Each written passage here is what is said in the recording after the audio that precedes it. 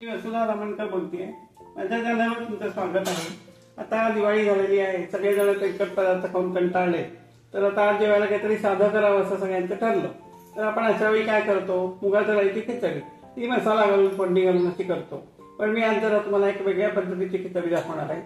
त्याच्यासाठी साहित्य: 1 वाटी तांदूळ, अर्धी वाटी मुगाची डाळ, हळद, मीठ, जिरं आणि मिरची. मिरची ते जशी लागेल त्याप्रमाणे तिखट कमी जास्त 1-2 मिरच्या घातल्या तुकडे करून तरी चालतं. तांदूळ आणि डाळ धुवून घेतलेले आहेत. आता याच्यामध्ये आपण चवीप्रमाणे साधारण असं एवढं मीठ घालतो, थोडंसं जिरं,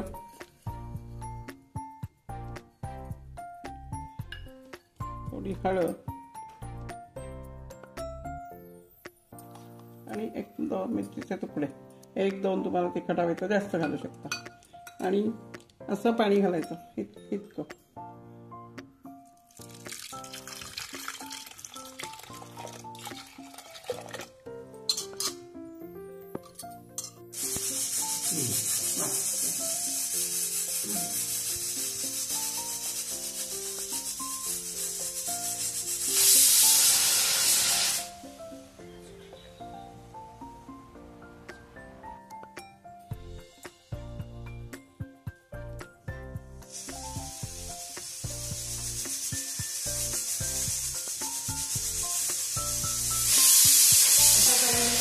झालेले आहे त्या 2 शिट्ट्या करायच्या आणि थोड्या गॅस बारीक करून ठेवायचा.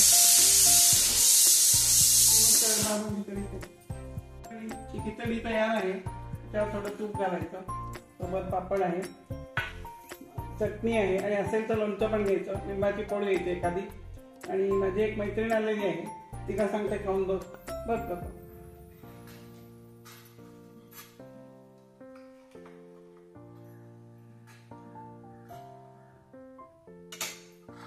अप्रतिम झाली खिचडी.